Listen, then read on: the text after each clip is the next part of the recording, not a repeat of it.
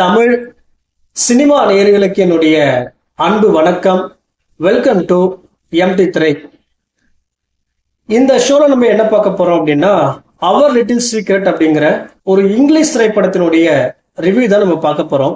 இந்த படம் நெட்ஃபிளிக்ஸ் ஓடிடியில் அவைலபிளா இருக்கு, அதுவும் தமிழ் டப்பிங்கோட.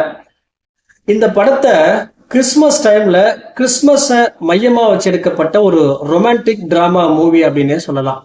இந்த படத்தினுடைய ஆரம்பத்திலேயே கதாநாயகன் கதாநாயகியை காட்டுறாங்க.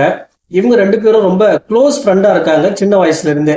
இவங்க வளர வளர இவங்களுக்குள்ள காதலும் வளருது. இவங்க ரெண்டு பேருமே காதலிக்க ஆரம்பிக்கிறாங்க.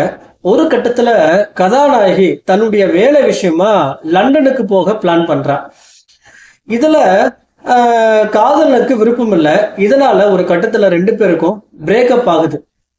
பல வருடங்களுக்கு பிறகு கதாநாயகி தன்னுடைய புது லவ்வர் வீட்டுக்கு ஒரு பார்ட்டிக்கு போறா. போன இடத்துல ஒரு பொண்ணு மூலமா இவளுடைய எக்ஸ் லவ்வரை வந்து பாத்தீங்கன்னா மீட் பண்றா. இவங்க ரெண்டு பேரும் பல வருடங்களுக்கு பிறகு அங்க மீட் பண்றாங்க.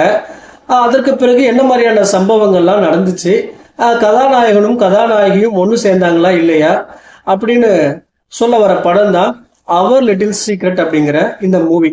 இந்த படத்துல ஸ்டோரி அப்படின்னு சொல்லி நீங்க பாத்தீங்க அப்படின்னா எதுவுமே புதுசா இல்லை, அரைச்சமாவே அரைச்சிருக்காங்க. தமிழ் படங்கள்ல நம்ம நிறைய பார்த்திருப்போம். ரோமியோ ஜூலியட் படத்துல கூட நம்ம பார்த்திருப்போம்.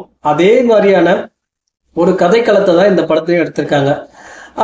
கதாநாயகன் கதாநாயகி யார் அப்படிங்கிற அந்த உண்மை ரிவீல் ஆகுறதும் வந்து பாத்தீங்கன்னா ஓரளவுக்கு ரசிக்கிற மாதிரி இருக்கு. ஆனா பெரிய அளவுல ஒரு சர்ப்ரைஸோ சுவாரஸ்யமோ கிடையாது. திரைக்கதையும் வந்து பாத்தீங்கன்னா அந்த அளவுக்கு எதுவும் புதுமை இல்லை. அதே போல விஷுவலா வந்து பாத்தீங்கன்னா இந்த படத்தை ரசிக்கிற மாதிரி எடுத்திருக்காங்க. ஓவராலா வந்து அந்த கிறிஸ்துமஸ் ரிலேட்டடான ஃபெஸ்டிவலை காட்டின விதமாகட்டும், விஷுவலா வந்து பாத்தீங்கன்னா ரசிக்கிற மாதிரி இருக்கு. மற்றபடி வந்து பாத்தீங்க அப்படின்னா அந்த படத்துல பெருசா ஒன்றும் இல்லை. ஹியூமரும் வந்து பாத்தீங்கன்னா ரசிக்கிற மாதிரி இல்லை. ஓவராலா இந்த படத்துக்கு நான் கொடுக்குற ரேட்டிங் 5 to 2.5. இந்த படத்தை நீங்க ஒரு முறை பார்த்து ரசிக்கலாம். அடுத்த விமர்சனத்துல சந்திக்கலாம்.